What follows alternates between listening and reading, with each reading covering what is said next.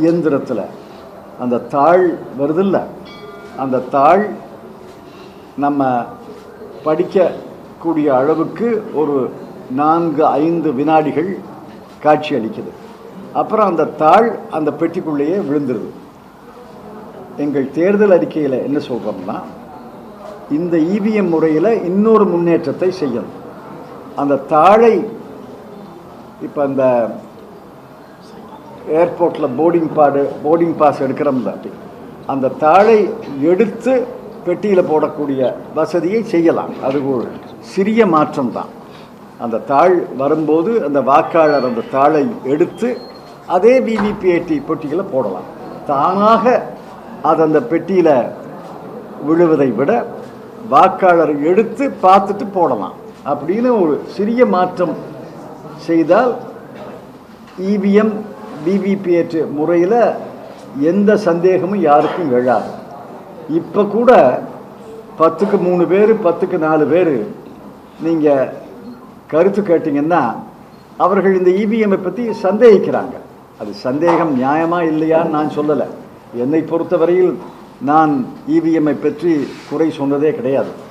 ஆனால் அந்த இவிஎம்மை மேலும் மெருகூட்டி, மேலும் செம்மைப்படுத்தி, மேலும் சீர்திருத்த வேண்டும் என்பது தான் எங்களுடைய கட்சியினுடைய நிலை. ஆனால் கட்சியில் 1-2 தலைவர்கள் இவிஎம் முறையை எதிர்க்கிறாங்க. நான் இல்லைன்னு சொல்லலை. ஆனால் கட்சியினுடைய நிலை அது அல்ல. அடுத்த கேள்வி என்ன? இல்லை இவர் என்ன கேட்டார்? இல்லை சார், அவர் 3வது முறையாக என்டிஏ ஆட்சி அமைக்கும் பொழுது காங்கிரஸ் கொண்டாடுது. உங்களுக்கு ஞாபகம் இருக்கும், ஒரு தேர்தலில் காங்கிரஸ் கட்சி முதல் இடத்துல, பாரதிய ஜனதா கட்சி 2வது இடத்துல.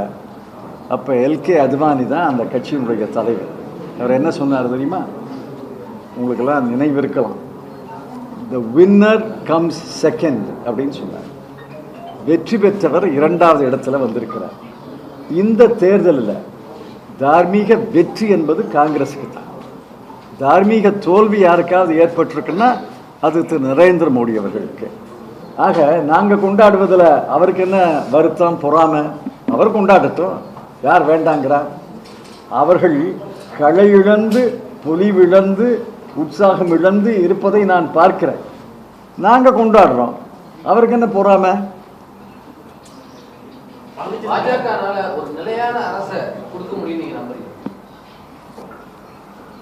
அது திரு மோடி அவர்கள் தான் பதில் சொல்லணும் அதுக்கு.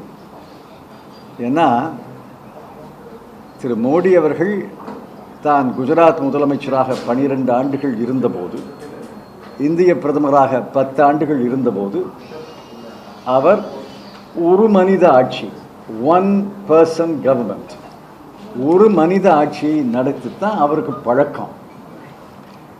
இந்த ஒரு மனித ஆட்சி என்பது இப்பொழுது கூட்டணி அரசாக அமைக்க வேண்டிய கட்டாயம் அவருக்கு இருக்கு. அது நிலையான ஆட்சியா இருக்குமா இல்லையா என்பதை அவர் சொல்லலாம், அல்லது காலம் சொல்லும். நான் சொல்ல முடியாது, நீங்களும் சொல்ல முடியாது.